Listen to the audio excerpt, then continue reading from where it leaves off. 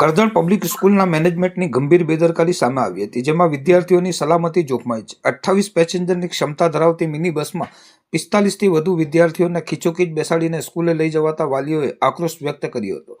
આમોદથી Karjan public સ્કૂલમાં ભણવા જતા વિદ્યાર્થીઓની સંખ્યા વધુ હોવા છતાં સ્કૂલ મેનેજમેન્ટે માત્ર 28 બેઠકોની ક્ષમતા ધરાવતી બસ ફાળવી હતી. પરિણામે છેલ્લા ઘણા મહિનાઓથી વિદ્યાર્થીઓ જીવના જોખમે બસમાં ઊભા મુસાફરી કરવા મજબૂર બન્યા હતા. આ ઉપરાંત બસમાં દાડા ગામના કેટલાક વાલીઓ દ્વારા આમોદના વિદ્યાર્થીઓને ધમકાવી સીટ પરથી ઉઠાડી દેવા જેવી ગુંડાગીરી પણ થઈ હોવાની આમોદના વાલીઓમાં ભારે ગુસ્સો જોવા મળ્યો હતો. વાલીઓએ અનેક વખત સ્કૂલ શિક્ષકોને ફરિયાદ કરી હોવા છતાં મેનેજમેન્ટ દ્વારા કોઈ ધ્યાન આપવામાં આવ્યું ન હતું. આખરે આજરોજ વાલીઓએ સરભાણ ગામથી સ્કૂલ બસને આમોદ પોલીસ મથકે લાવી જમા કરાવી દીધી હતી અને સ્કૂલ મેનેજમેન્ટ સામે કાયદેસરની કાર્યવાહી કરવાની ચીમકી ઉચ્ચારી હતી. આ બનાવની જાણ થતાં સ્કૂલના આચાર્ય સહિતનો સ્ટાફ આમોદ પોલીસ મથકે દોડી આવ્યો હતો. જોકે સૌથી મોટો સવાલ પોલીસની કામગીરી સામે ઊભો થયો છે. વાલીઓની ફરિયાદ બાદ પણ પોલીસે ક્ષમતા કરતાં વધુ વિદ્યાર્થીઓ ભરેલી અને ગંભીર બેદરકારી દાખવનાર બસને ડિટેન કરવાની કાર્યવાહીને બદલે તેને જવા દીધી હતી, જેનાથી પોલીસની ભૂમિકા શંકાના દાયરામાં આવી છે. આમોદ પોલીસ મથકે આવેલ પ્રિન્સિપાલે વાલીઓને બાહેધરી આપી હતી કે આ સમસ્યાનો તાત્કાલિક ઉકેલ લાવવામાં આવશે, જેથી મામલો થાળે પડ્યો હતો.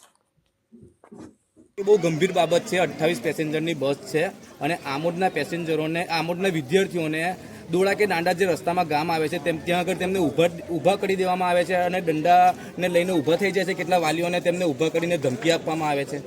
આ તો ખોટું છે કે સ્ટુડન્ટને ધમકી ના આપવી પડે. એમ કે સ્ટુડન્ટનો શું વાંક છે? તમારે જે બી પ્રોબ્લેમ હતો મેનેજમેન્ટને તમારે કહેવાનું હતું, સ્કૂલની પ્રિન્સિપલને તમારે વાત કરવાની હતી. સ્ટુડન્ટને જોર જબરદસ્તી ધમકી કરીને મતલબ નથી. એવી રીતે તો જગ્યાનું સોલ્યુશન આવે જ નહીં ને.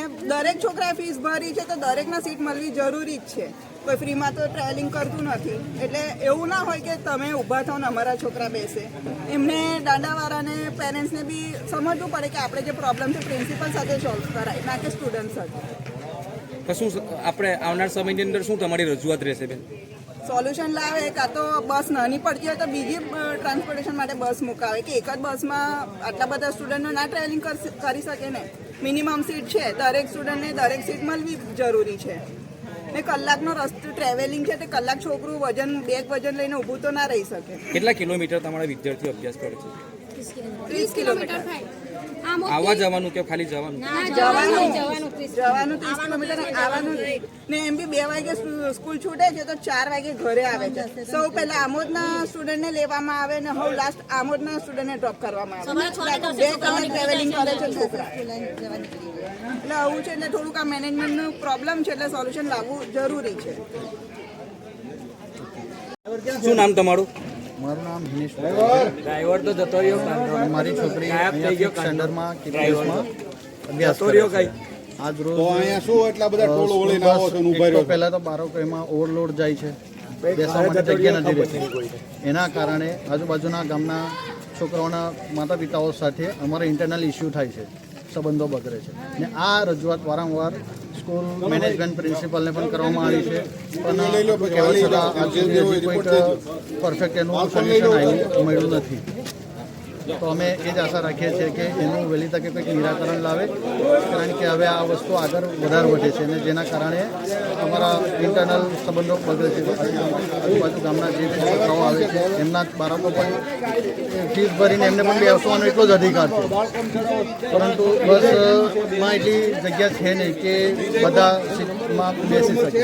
તો સ્કૂલ મેનેજમેન્ટ એ રજૂઆત છે કે યા તો એની સ્કૂલ બસ મોટી કરો વધારે સીટરની, જેના કારણે દરેક સ્ટુડન્ટ આરામથી બેસીને જઈ શકે.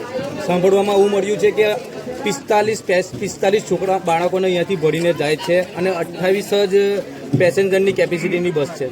હા, બિલકુલ હશે. બસ નાની જ છે, એમાં કોઈ ઇસ્યુ નથી. એના માટે એમને કમ્પલસરી બસની સીટિંગ વધારે થાય એ પ્રમાણે વ્યવસ્થા કરવી જોઈએ. એ સિવાય બીજા વિદ્યાર્થીઓનો બી ઘણા બધા પ્રોબ્લેમો છે કે બેગ ઊંચકીને અહીંથી વજન વધારે જાય છે અને ઊભા જવું પડે છે. હા, એ જગ્યાના અભાવને કારણે એ વસ્તુ રહેવાની. બેગમાં આજે જોવા જઈએ તો સ્કૂલનો લોડ જનરલી આજનો અભ્યાસ એટલો બધો છે કે બેગનું વજન એમના કરતાં વધારે પડતું લેવામાં આવે છે. તો એક તો એનું ભાર ઉઠાવવાનો ને એમાં જગ્યા ના મળે એટલે એમને ઘણી બધી તકલીફો. શું રજૂઆત છે હવે તમારી? બસ મેનેજમેન્ટ સાથે જ છે, સ્કૂલ પ્રિન્સિપલની એક રિક્વેસ્ટ છે કે બસ આનું વહેલી તકે કંઈક સોલ્યુશન લાવો, બસ મોટી કરો જેથી આ પ્રોબ્લેમ સોલ્વ થઈ જાય અને દરેક સ્ટુડન્ટ આરામથી અપડાઉન કરી શકે સારી રીતે.